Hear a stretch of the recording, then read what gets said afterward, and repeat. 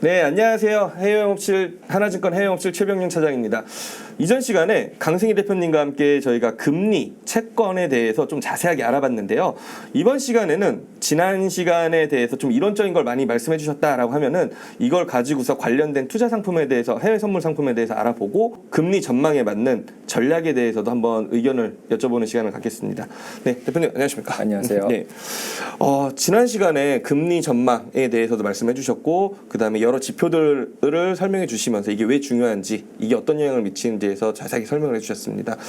그러면은 이거에 대해서 금리에 연관된 해외 상품들이 좀 많이 있잖아요. 네. 상품부터 설명이 어떤 게 있는지 좀 설명 좀 부탁드리겠습니다. 네.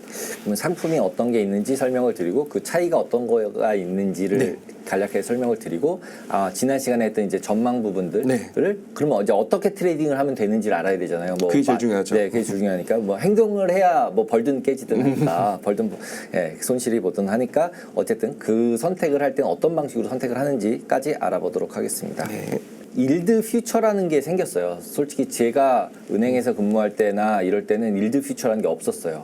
네. 이거 생긴 지가 얼마 안 됐다라고 보시면 되고요. 제가 봤을 때는 그냥 개인들에게 매매하라고 만든 상품 같습니다. 이해하기 쉽게 그냥 채권에 대해서 금리에 대해서 투자하고 싶은 사람은 예상이 가능하다고 생각하는 사람은 이걸 거래해라 라고 만든 상품 같다라고 말씀을 드릴 수 있고요. 그래서 지금 최근에 들어서 이제 전 시간에 말씀드린 것처럼 이제 미국 금리 인하 가능성이 굉장히 중요한 상황이 돼 있고 그리고 언제 할지 모르겠고 그다음에 경기는 또 침체 온다고 막 얘기하는 사람도 너무 많고 이런 상황에서 채권 수요는 증가하고 있죠. 왜냐하면 미국 채권 금리로 5% 4%는 낮은 금리는 아니에요. 엄청 높은 것 같아요. 엄청 높은 금리예요. 그래서 실제로 이제 돈이 많으신 분들이나 진짜 하이넷워스들은 그냥 미국 국채를 그냥 사시는 분들도 생각보다 많은 것 같아요. 문의가 많이 들어오긴 네, 하더라고요. 문의도 많고 그리고 그런 걸 샀을 때는 어떻게 생각하면 선물로 해지를 해야 될 수도 있고 오히려 너무 많이 사신 분들은 그렇기 때문에 이 선물에 대한 이해는 중요해지고 있다라고 보시면 되고 이거는 이제 채권 가격으로 하는 거는 지난번 설명드렸듯이 너무나 복잡하기 때문에 그거를 쉽게 만든 게 일드 선물이다. 라고 보시면 될 것 같아요. 한글로 하면 수익률 선물, 영어로는 일드 선물이라고 부릅니다. 그러니까 가격 선물 많이 했잖아요. 뭐 네. 10년물, 2년물, 10년물, 뭐 30년물, 티노트, TV를 채권 해가지고 선물. 채권 선물 이렇게 많이 했었는데 일드 퓨처 아까 처음에 말씀하신 것처럼 일드 퓨처 개인이 하기 좀 편하게 만들어 놓은 상품이다 했는데 좀 생소합니다. 그래서 요 일드 퓨처에 대해서 조금 자세하게 설명을 해주세요. 일단은 일드 퓨처는 국제 선물이랑 다르게 현금 결제예요. 현금 결제고 현금 결제라는 얘기는 뭐냐면 만기에 가서 옛날에 채권 선물은 되게 무서워요. 잘못하면은 예전에 이제 원유 선물 원유 받아야 되는 것처럼 채권을 갖다 줘야 되고 채권을 사서 줘야 돼요. 막 이런 상황이 발생하면 이제 서로 머리가 아파지니까 이제 국내 증권사 같은 경우는 막 미리 전화해서 포지션을 꺾어라 뭐 이런 얘기를 계속 하셨을 거예요.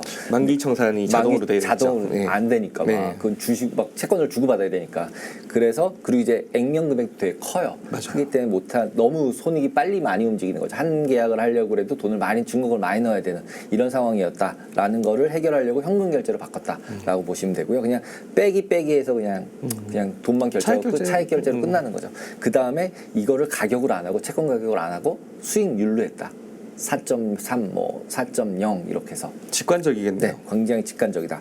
그 다음에 실제로 그러면 그 수익률은 어떻게 결정해? 자기 마음대로 결정하면 안 되잖아요. 그렇죠. 그렇죠? 그래서 그거는 온더런이라는 단어가 있어요. 온더런 채권. 온더런이라는 단어는 뭐냐면 지금 빨리 달려가고 있는 온더런이라는 표현을 써요, 영어로. 그래서 OTR이라는 단어는 채권 매니저들은 알아요. 그래서 이게 뭐냐면 최근에 발행된 거, 가장 최근에 발행되거나 발행될 건데 이게 현재 가장 활발하게 거래되고 가장 유동성이 많은 채권이에요. 그 채권의 수익률을 땡겨다가 여기다 계속 고실해주고 그걸로 거래를 하는 거예요. 그러면 이 일드 선물을 누가 시장 조성을 해주냐라고 보면 또 그것도 기관이 해주고 있겠죠. 채권을 팔고 일드 선물을 팔고 이러면서 왔다 갔다 하면서 자기네들은 이제 시장 조성을 해주는 거고 그 다음에 실제로 투자하는 사람 입장에서는 채권 산 거와 유사하게 그냥 수익률만 사면 되는 거고 그러니까 투자자의 입장에서는 개인 투자자의 입장에서는 그냥 일드 선물만 해도 되는 거죠. 근데 이제 너무 많이 변화량이 커지면 이제 현선 차익 거래 하듯이 현물하고 선물 가격 차이가 너무 커지면 내가 너무 손해잖아요. 그렇죠. 그런 것들은 살짝 체크는 해보셔야 됩니다. 그리고 이제 그걸 좀 더 정리를 해서 이제 일드 퓨처 마이크로 일드 퓨처에 대한 걸 좀 알아보도록 하겠습니다. 그럼 이제 수익률 결제 조금 아까 말씀드렸죠. 제일 중요한 거. 그러니까 수익률 결제로 한다. 그냥 현금 결제한다. 결제로. 이게 가장 중요하고 그거는 온더런 채권의 금리로 결정한다라고 보시면 되고 그리고 가장 중요한 건 현물 결제가 없다. 이게 가장 큰 차이라고 보시면 되고요. 그리고 만기는 채권들이랑 유사하게 2년부터 30년까지 다 있어요. 만기별로. 그리고 이거는 브로커텍 US 트레저리 벤치마크라는 걸 따라간다는 게 이게 조금 아까 말씀드린 온더런 채권으로 따라간다. 그걸 갖다 거래되는 이제 데이터가 다 있는 곳이에요. 쟤네가. 그래서 그걸로 그대로 가져오지 누가 이렇게 조작하지 않는다. 조작하지 않는 건 가장 중요하잖아요, 그렇죠? 그렇죠. 네, 그래서 그렇게 한다. 직관적이고 네. 조작 이제 좀 투명성이 있어야 되니까. 투명성이 있어야 되니까. 그래서 그걸 CME가 한다라고 보시면 되고 2년, 5년, 10년, 30년물 4가지 수익률로 한다. 그 다음에 이해하기 쉽게 그냥 DB1이라 그래서 원래는 채권 선물 가격이 있으면 0.01%가 변하면 얼마 가격이 변하는 거를 거꾸로 계산을 해가지고 계산하는 식이 아주 복잡해요. 그걸 이제 부르는 단어가 BBP 또는 BPV 또는 DB51이라고 불러요. 그래서 DB51이라는 뜻은 달러 밸류 1포인트. 그래서 DB51이라고 부르는 단어를 제일 많이 써요. 채권 운용하는 사람들은. 근데 이 채권은 DB1이 얼마야? 뭐 이렇게 얘기하는 거거든요. 그게 만기마다 다 달라요. 그러니까 복잡하잖아요. 지금 벌써 얘기만 해도 아 저 뭐야 뭐 계산하기 그러니까 이걸 머릿속으로 어떻게 계산해요? 이게 먼저 엑셀이 없으면 계산이 안 돼요. 네. 그랬는데 이거는 그거 다 필요 없고 그냥 수익률로 계산이 된다.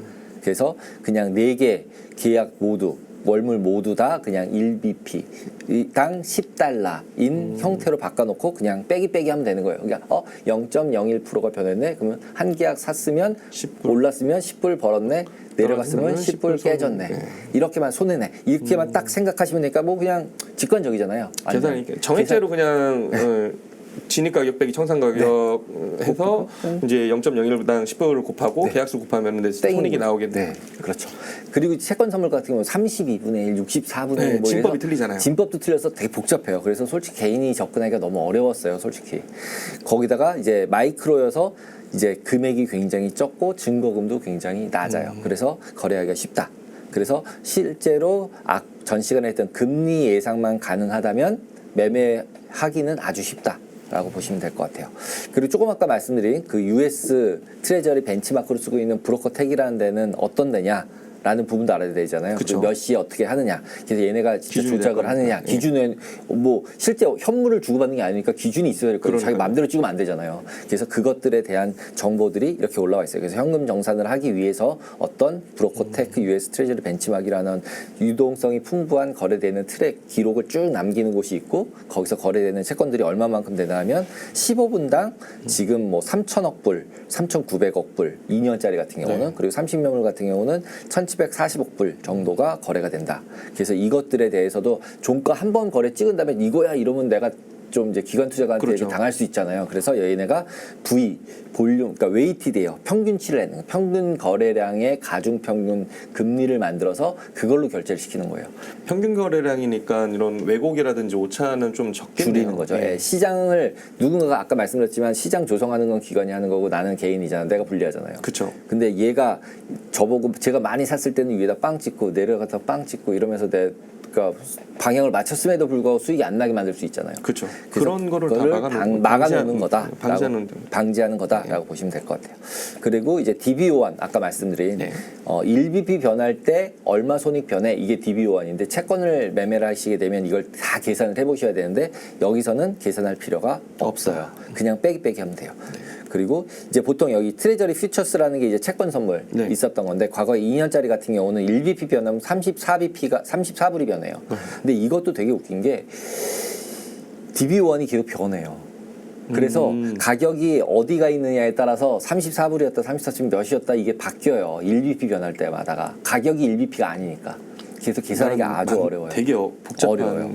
그리고 보시면 3년짜리는 53불, 5년짜리는 42불, 10년짜리는 63불, 그 다음에 30년짜리는 137불 이렇단 말이에요. 1BP 변할 때. 그런데 일드 선물은 그냥 10, 1bp 변하면 1bp란 뜻은 1%가 100bp고 그쵸. 100bp에 1 변할 때, 그리고 실제로 이 일드선물 뒤에 설명드리면 0.1bp 변할 때 1불 변하게 만들어놨어요. 그래서 더 작게 변하게 10불에서 더 작게 잘라져 있어요. 네, 그렇게 보시면 됩니다. 그래서 그리고 이제 국제 선물들은 또 만기에 따라서 10만 불짜리 액면 금액, 20만 불짜리 액면 금액들이 있었는데 이것들도 다 필요 없어요. 액면 금액이 얘는 없어요. 액면 금액이 없는 거 좀 네, 신기하네요. 저도 신기하더라고요. 수익률이니까 네, 유리라서. 수익률이니까 네. 액면 금액이 없는 구조네요. 네, 그러면. 그렇습니다. 그래서 액면 금액이 없다. 그래서 그냥 BP당 곱하기 해서 손익을 낸다라고 보시면 될 것 같습니다. 그리고 그래서 이제 채권 선물제가 조금 아까 설명드릴 때 DB1이 바뀐다고 말씀드렸잖아요. 네. 그래서 보통 이런 이제 바뀔 때마다 바뀔 때마다 이렇게 CME에 있는 트레저리 애널리틱스라는 걸 눌러서 들어가시면 이런 화면들이 나와요. 그러면서 인플라이드 일드 가격이 여기처럼 102.21.125라고 나오는데 이게 32진법이라서 이 뒤가 맞아요. 아주 지저분해요. 이거 뭐 곱하기 하기도 아주 지저분하고 자주 복잡해요. 그럼에도 불 10진법으로 바꾸는 것도 귀찮고. 네, 맞습니다. 그거 빼기 해도 귀찮고. 맞아요. 그리고 가격의 변함에 따라서 일드가 이런 식으로 거꾸로 계산돼서 가격에서 일드를 계산해서 나오거든요. 그다음에 이 일드가 변함에 따라서 아까는 34라고 써 있었는데 33.29불이잖아요. 네. 불이 바뀌어요. 머리 아프네요. 머리가 아파요. 일단 이렇게 복잡하잖아요. 그러니까 네. 채권 선물은 당연히 개인들이 하기에는 복잡하죠. 버겁다. 내재 금리도 계산해야 되고. 그래서 비교해서 보시면 조금 아까 말씀드린 채권 선물하고 수익률 선물 두 개를 비교해 보시면 1.2년짜리 같은 경우는 그냥 2년짜리 이렇게 지금 보시면 일드 퓨처스가 있고 트레저리 퓨처스가 있잖아요. 그래서 DB1 1BB 변할 때 얼마 변해? 그럼 아까 전에 1BB 변할 때 10불 변하는 거였잖아요. 그거에 반해서 높죠. 훨씬 많이 변하죠. 이거는 5년짜리, 여긴 10년짜리, 30년짜리. 30년짜리도 똑같이 10불이잖아요. 다 같이 10불. 다 같이 편하네요. 네. 근데 얘네들은 만기가 길어지면 엄청 많이 변하네, 가격이. 1BP 변할 때마다. 이거 참고 견디기 어렵죠. 어려울 것 같아요. 네, 왜냐면 내가 맞고 틀렸어도 일단 1BP 변할 때마다 손익이 너무 많이 변하니까. 내가 버틸 수 있는 힘이 체력이 없죠. 증거가 어려워질 그렇고. 거네요. 그래서 DB5한 개념으로만 거래하게 만들어서 개인들도 조금 더 쉽게 거래할 수 있게 만들었다라고 보시면 됩니다. 그래서 채권 선물하고 그 다음에 수익률 선물하고를 이제 비교하는 차트고요. 이게 그래서 일드로 바꿨을 때 온더런 아까 말씀드린 온더런 부분이 있었죠. 네. 현재 프롬먼스에서 최근에 가장 많이 거래되는 채권에서 만들어낸 금리를 이런 식으로 찍어서 고시를 하고 있다. 그리고 이쪽 보시면은 2년짜리, 10년짜리 이런 형태의 그림들이 있어요. 네. 그래서 스프레드도 고시를 해주고 있어요. 아까 일드 커브 저희가 지난 시간에 설명할 때 맞아요. 일드 커브 역전 얘기했잖아요. 이것만 가지고도 트레이딩하는 사람들이 많아요. 그래서 그 부분도 설명을 드리도록 하겠습니다. 그래서 채권 선물과 그 다음에 수익률 선물은 DB1이 완전히 다르다. 완전히 다른 개념입니다. 같은 걸 사용하지만은 이제 정액제로 나가는 것과 정액제로 나가는 일드 선물이 훨씬 심플하고 직관적이고 조금 머리가 덜 아플 것 같아요. 네, 머리도 훨씬 덜 아프고 실제로 이제 액면 금액으로 바꾸게 되면은 1BP 변하는 거에 쭉 맞췄기 때문에 실제로 앞부분 거는 많이 한 거랑 유사해요. 돈을 많이 투자한 거랑 유사하게 바뀌어요. 그래서 실제로 생각을 딱 해보시면 장기랑 단기가 있으면 장기 채권 아까 전에 막 변동을 더 심하게 했잖아요. 근데 일드 선물은 오히려 거꾸로 단기가 앞쪽이 많이 변동이 막 바뀌죠. 왜냐하면 단순하게 생각하면 FOMC 앞 시간에 얘기했던 것이 25bp 이나면 25bp가 바뀌어요. 그렇네요. 네. 그러니까 바로 직관적으로 적용이 되니까 얼마 짧을수록 이런 데미지가 크겠네요. 크겠죠. 커지겠네요. 커지죠. 근데 뒤에 거는 앞에서도 보셨지만 앞에서 25bp를 내린다고 해서 얘가 25bp를 따라서 내려가진 않죠. 네. 그렇죠. 얘는 뭐 끼케야 뭐 5bp, 10bp 바뀌겠죠. 10bp 바뀌겠죠. 많이 바뀌면 예를 들면 반 따라간다고 치면은 그러면 이 두 개 차이가 이렇게 바뀌면 얘는 조금밖에 안 변하잖아요. 오히려. 그러니까 과거에는 채권 선물 때문에 30년짜리가 훨씬 더 많이 변하는 애였는데 이제는 앞에 쪽 거 단기가 많이 변하는 애다. 더 위험하죠. 개인의 입장에서는 오히려. 네. 채권 선물하고 어떻게 보면 되게 심플하게 생각하면 채권 선물하고 일드 선물하고는 반대의 개념이라 보면은 위험도에 있어서 위험도에 있어서 네. 그렇게 보셔야 될 것 같아요. 그래서 마지막으로 한번 쭉 정리를 한번 해보도록 하겠습니다. 네. 계약 단위는 1000불 인덱스 포인트예요. 그러니까 아까 말씀드렸듯이 1% 변하면 1000불이 없어진다.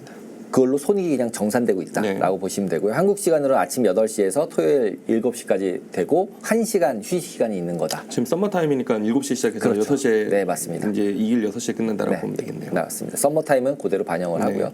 그리고 이제 틱 밸류, 틱 가치, 그다음에 가격 부분도 마찬가지로 아까 설명드린 것처럼 0.001, 0.01이 1bp라고 말씀을 드렸고 그게 10불이었으니까 그것보다 또 10분의 1 했으니까 1불. 그래서 0.001 변하면 그냥 1불 변한다. 아주 쉽죠, 그죠? 되게 쉽네요. 네, 만기도 마찬가지 2년이면 10년 나눠져 있고 그리고 금리 선물랑 똑같네요. 네, 2년 똑같습니다. 똑같고 그다음에 상장 계약 그 개월 수가 옛날에는 또 많았어요. 뭐 12월물 이러면 3월 많았는데 얘는 그냥 2개월만. 연속 이번 달 말, 다음 달 말 끝. 근데 대부분은 무조건 앞에 거밖에 거래가 안 되더라고요. 아까 얘기했듯이 이 변동폭이 변동폭도 변동폭이고 뒤에 걸 할 필요가 없는 거죠. 여기서 네, 끝내고 여기서 앞에 네. 넘어가면 넘어가고 다음 걸로 넘기고 다음 걸로 넘기고. 예. 그래서 한 달짜리 밖에는 실제로는 거래가 잘 안 된다라고 보셔야 될 것 같아요. 그래서 첫 번째 거 월물을 샀다 팔았다 하고 그 만기가 되면 다음 월물로 넘기고. 예. 그렇게 보시면 액티벌물도 그러면 계속 다음 월 차월물 넘어가는 구조로 네, 편하게 이루어지는 맞습니다. 그 넘어갈 때 그 선물들에서 저희가 알다시피 스프레드가 이제 변동폭이 네. 있어요. 리얼로 결정된 거랑 한 달 뒤에 예상치니까 이제 바뀌겠죠. 네. 점프되면서. 그래서 이 부분들이 단기 쪽들은 손익이 좀 발생을 해요. 대략적으로 한 5불에서 10불 사이 정도씩 손해가 나요. 예. 그 내려가는 영향력이 있어요. 그래서 그 부분도 설명을 드릴게요. 그래서 손익계산 같은 경우는 앞에서도 저희가 지금 말하면서 네. 쭉 했잖아요. 맞아요. 이거 더하기 빼가 쉬우니까 그냥 곱하기 0.01이다, 1불이다. 진입 가격 빼기 청산 가격에서 네, 그냥 1불이다. 맞아요. 그래서 결국 그냥 변동되는 거에 따라서 예를 들어서 한 계약당으로 따졌을 때 일드가 4.406에서 0.047이 변했다. 그럼 이게 4.7bp 변한 거잖아요. 그쵸. 변하면 그냥 곱하기 해가지고 47불 손실. 네, 손실. 그 다음에 4.074 이건 10년물이고요. 10년물 같은 경우 0.014%가 변한 거고 1.4bp가 변했다. 그러면 그냥 14불 손실. 네. 산 사람은 뭐 깨진 거고 판 사람은 번 거고. 네, 그렇게 보시면 될 지금 것 이게 같아요. 그 손익 계산은 거 매수 포지션 기준으로 맞는 거죠. 해 네. 주신 거죠. 그래서 네. 이 부분이 혹시라도 헷갈리실까봐 헷갈리실까봐, 네, 매수 매수 포지션 그러니까 일대에 대해서 마이크로 일대에 대해서 매수 진입을 했을 때 이제 변동폭이 마이너스로 표시되고 되고 플러스 되고 있는 게 그래서 30년물 같은 경우는 네. 이게 같은 날짜였음에도 불구하고 혼자 올라갔어요. 올라가서 이 4.268인데 9bp가 아니죠. 0.9bp가 0.9 올라갔다라고 했으니까 곱해서 올라갔으니까 9달러 수익이다. 확실히 말씀해주신 대로 앞쪽이 좀 변동성이 크죠. 커지네. 네, 훨씬 큽니다. 네. 그래서 지금도 이것도 시장으로 딱 보셔도 앞에는 47, 14, 9 내려갈수록 굉장히 변동폭이 좀 이제 적죠. 플랫해진다라는 느낌. 이렇게 보시면 됩니다. 그래서 그냥 그 화면들 HTS 화면도 이런 형식으로 구성이 되어 있어요. 대부분 다 똑같을 거예요. 모든 맞아요. 증권사가. 그래서 그냥 요거대로 그러면 이 사자 팔자 호가 차이는 3bp가 0.3bp인 거예요. 그러니까 채권 선물 상에서도 그렇게 큰 호가 차이는 아니에요. 이 정도면. 예, 가격으로 해도 훨씬 더 벌어져 있었으니까. 그래서 호가 차이도 이 정도면 뭐 그렇게 나쁘진 않다. 하루에 보통 한 1bp 많이 움직이면 10bp 정도씩은 많이 움직이거든요. 특히 단기 쪽은. 그러니까 10bp 움직이면은 뭐 100불 왔다 갔다 하는 거잖아요. 예. 100불 중에 1불, 여기 같은 경우는 지금 3불이 손익으로 왔다 갔다 하고 있으니까 그렇게 큰 퍼센티지는 아니다. 데일리 움직임으로 봤을 때는. 그리고 매매 같은 경우를 이제 계속적으로 많이 하시는 분들도 있지만 적게 하시는 분들도 있으니까 그 부분들은 고려하셔서 보셔야 된다라고 말씀을 드립니다. 그리고 비슷한 이런 선물 명세서가 그 하나증권에도 있을 거예요. 맞아요. 각 종목마다 다 보셔서 이런 부분들 일정산 특히 가장 개인이 중요시하는 게 이 롤오버 한 달이 되게 맞아요. 빨리 와요. 한 달이 되게 빨리 오기 때문에 이 최종 거래 가능일 꼭 전일이나 전전일쯤 정리를 하거나 다음 월물로 넘기거나를 해놓으셔야 된다라는 부분을 꼭 말씀을 드립니다. 네, 이런 부분은 저희가 그 만기 전에 자동으로 청산을 시킵니다. 왜냐면은 이 현물 결제는 큰 문제가 되진 않지만은 실질적으로 현물 결제를 해야 되는 상황이 오면은 뭐 여러 문제들이 발생을 하잖아요. 아주 많이 발생하죠. 네, 그러다 보니까 저희가 만기까지는 가져가지 않고 있고 그래서 만기 전에는 이제 말씀하신 대로 청산을 합니다.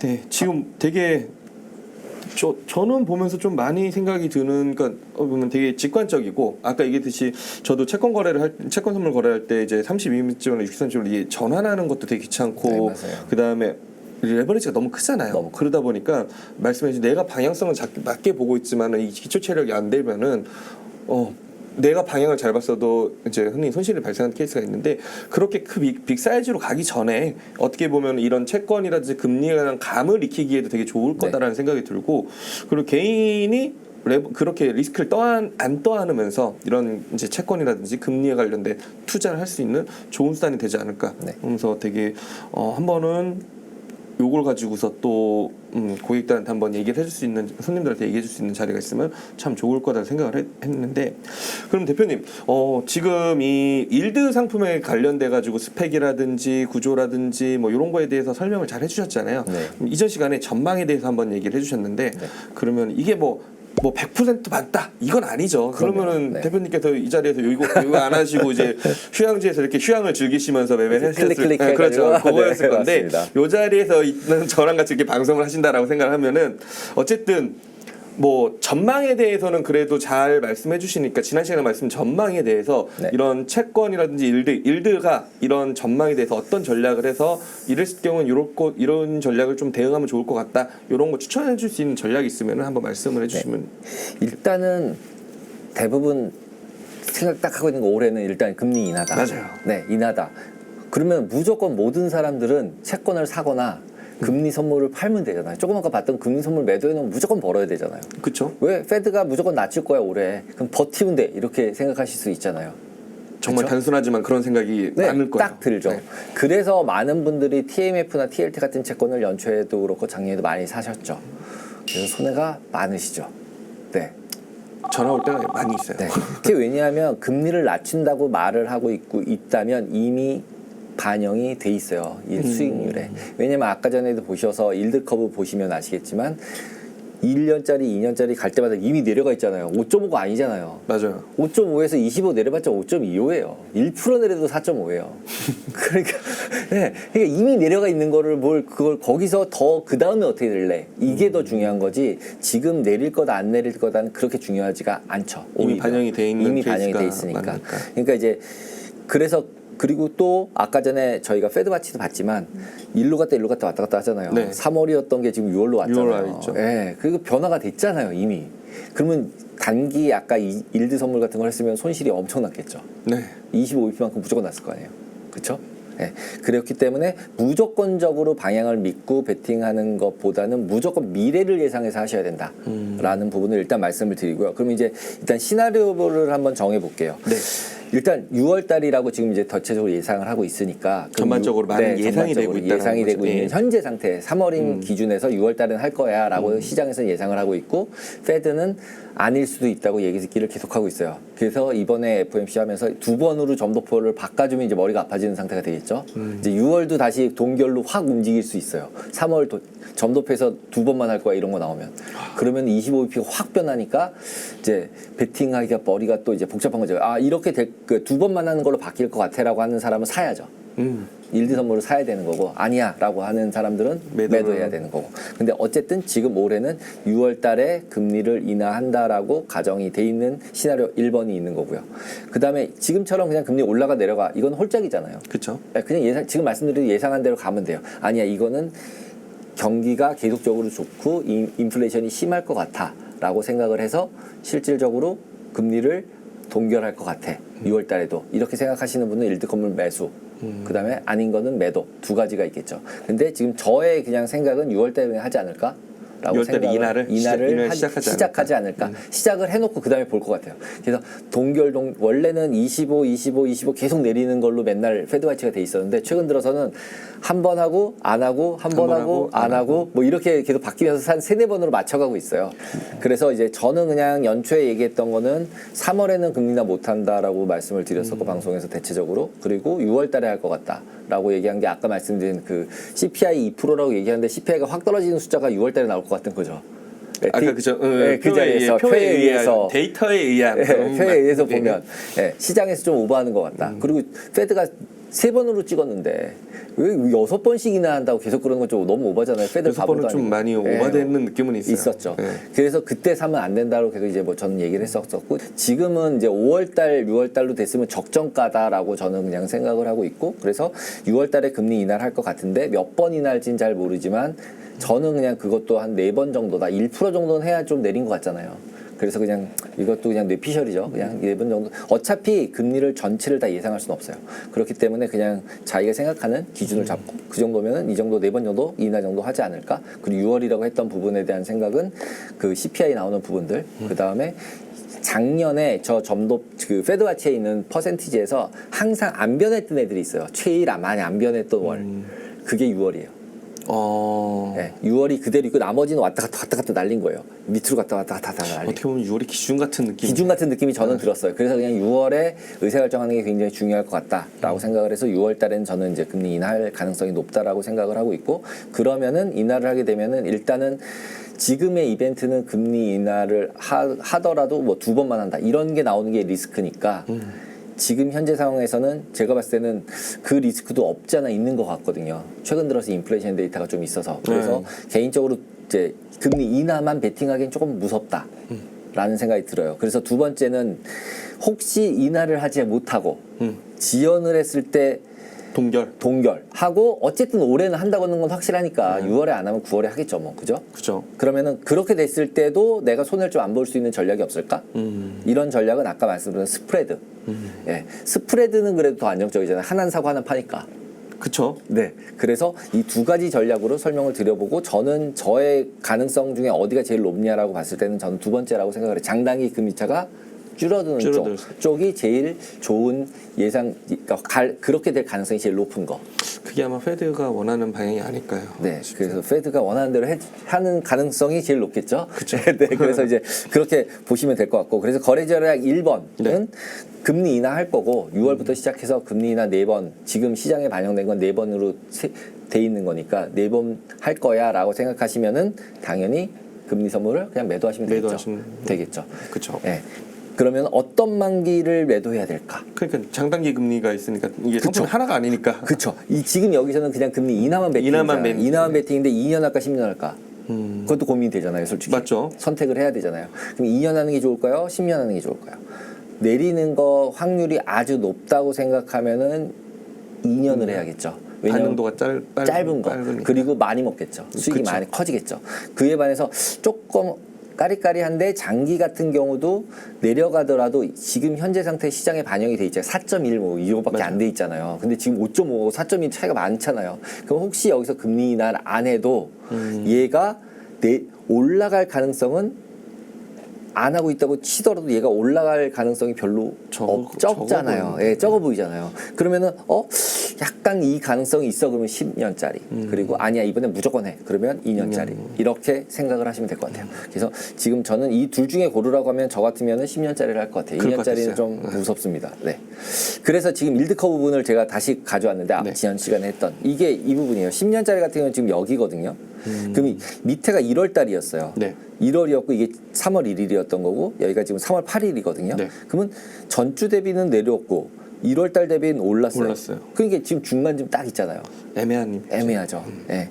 그다음에 이쪽 보시면은 단기 쪽 2년짜리 같은 경우는 지금 보시면 여기인데 4.48이에요. 네. 근데 지금 어디예요? 5.5예요. 100bp를 내리는 게 2년 내내 100bp를 계속 내려도 평균 했을 경우에는 되게 저 4.48도 뭐 좀 까리까리하죠. 예. 왜냐하면 지금 보통 이제 1년 6개월 단위로 이렇게 4개 정도의 버킷이 있다고 생각을 하면 그럼 4개 중에서 100bp가 없어지려면 여기서 25bp밖에 못 내리잖아요, 보통. 25년씩 4번 내려야 4번 내려야 되는 게 쭉인데 순서대로 보면 위에는 이 5.5에서 25니까 높은 거니까 2년치를 더하면 4.48보다 높겠죠. 예.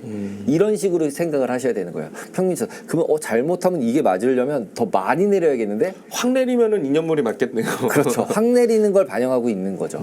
네, 실질적으로 경제 상황이라는 거 봤을 때는 그렇게 확 것 같은 느낌은 아니에요. 네, 좀 어려울 것 같아요. 그러니까 뭐 여러 가지 지표가 아직까지도 너무 타이트하게 잘 나오고 있어서. 근데 이제 지금도 결국 고용 부분이 갑자기 나빠질 거라는 얘기를 하는 분들은 계속 있어요. 그리고 캔사스시티나 이런 데서 나오는 데이터들은 그런 데이터들이 있고, 그러니까 약간 불안불안한 거죠.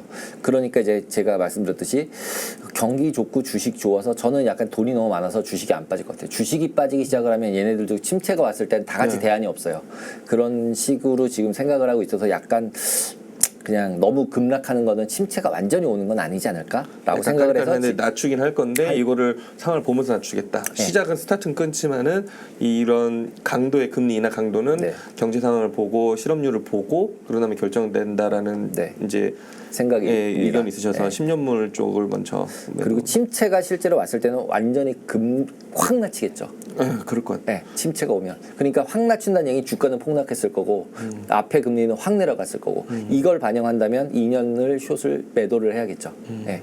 근데 그 가능성은 적다고 보니까 저는 오히려 약간 이 리스크보다는 약간 뒤에 거는 덜 반영돼 있는 것 같으니까 뒤에 거를 해주면 내려가면 같이 내려갈 거고 혹시 안 하더라도 조금밖에 안 올라갈 거고 그럼 터질 때는 좀 터지고 내리면은 같이 좀 내려가니까 수익 나고 그러면 리스크 대비 리워드로 봤을 때는 2년짜리보다 10년물이 나아 보이지 않을까라고 생각을 합니다.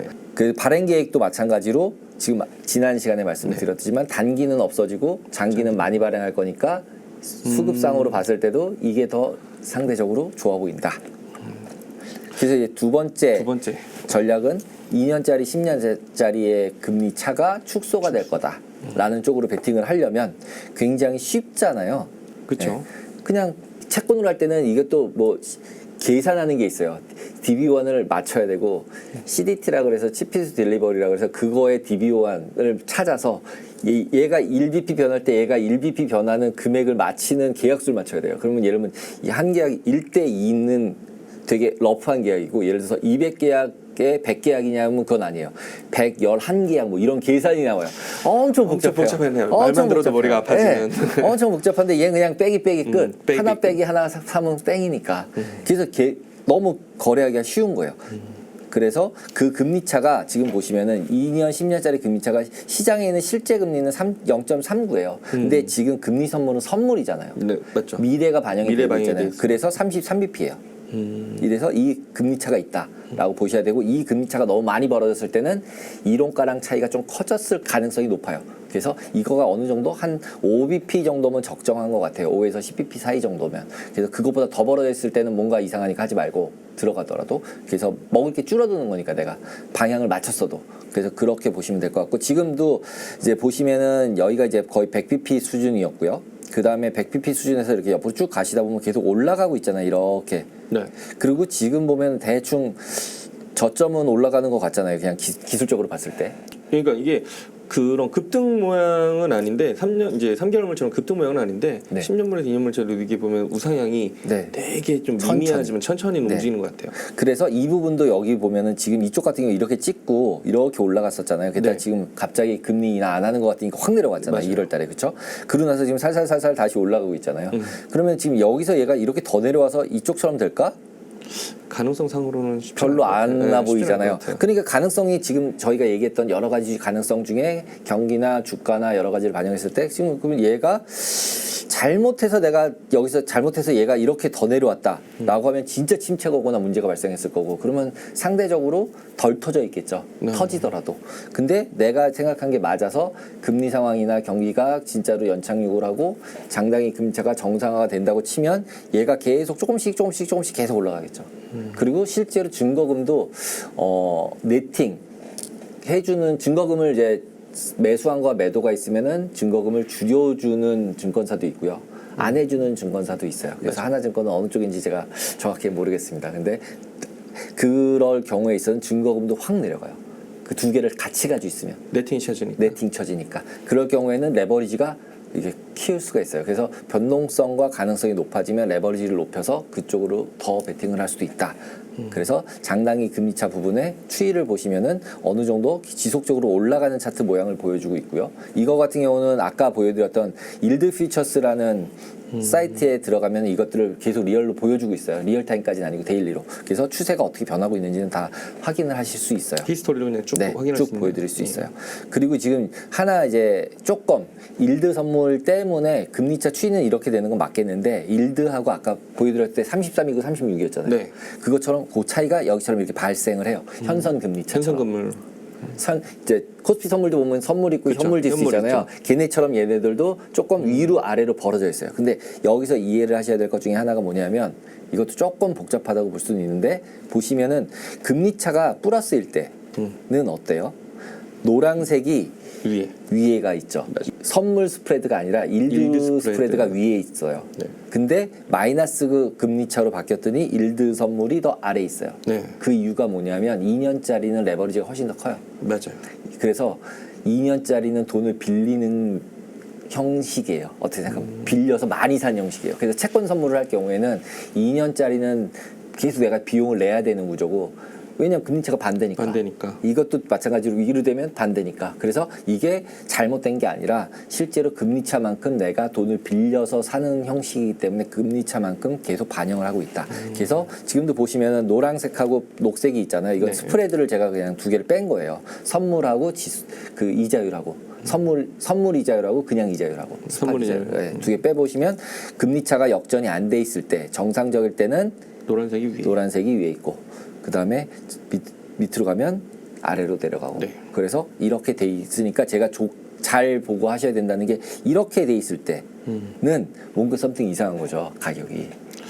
네. 어떻게 보면 이런 이벤트가 정상으로 회귀한다라는 걸 생각을 하고 이제 전략을 세워도 괜찮을 것 같아요. 네, 그렇습니다. 그래서 그런 쪽으로 전략을 세우면은 상대적으로 수익을 잘 낼 가능성이 높다라고 보시면 될 것 같아요. 그리고 지금 이렇게 아까 전에 터졌을 때가 이상하다고 말씀드렸지만 지금 보시면 그때가 언제야? SBB 사태 때예요. 그러니까 이런 이벤트가 발생하면 이렇게 될 수 있다라는 것도 고려를 해야 되는 거죠. 내가 지금 생각했을 때 이렇게 올라가는 쪽으로 이제 베팅을 하고 있는데 SBB 같이 침체가 진짜 일어나요, 갑자기.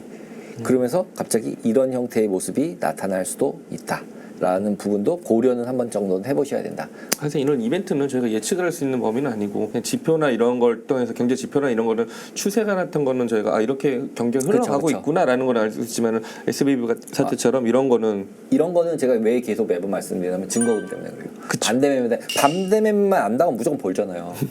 항상 그래서 레버리지랑 위험도 네. 관리 같이 저도 선물을 거래하시는 이제 관심 있어 하시는 손님들한테 말씀을 드리는 거는 항상 제일 중요한 건 레버리지랑 네. 위험도 관리다. 네.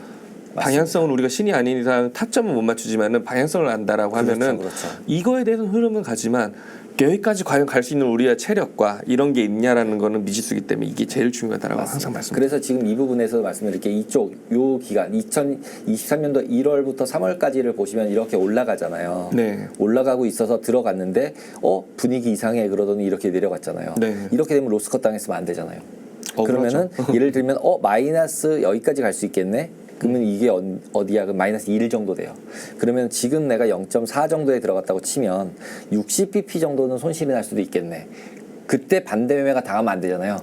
그런 거를 좀 이런 거를 이제 계산을 해보고 좀 하셔라라는 차원에서 계속 말씀을 드리는 거예요. 그러면 예를 매우 들면 중요한 것 같습니다. 오히려 밑으로 내려가면은 40에 들어갔는데 방향이 맞아요. 그럼 내비둬도 되고. 그렇죠. 근데 만약에 내가 레버리지를 더 쓸 자금이 있고 증거금 더 쓸 자금이 있으면 분명히 나중에 올라갈 테니 물을 타는 거죠. 오히려 주식을 물 타는 것보다는 이거는 물 타도 위험도가 좀 덜하잖아요. 왜냐하면 계속해서 얘가 마이너스 2가 갈 수는 없을 것 같거든요.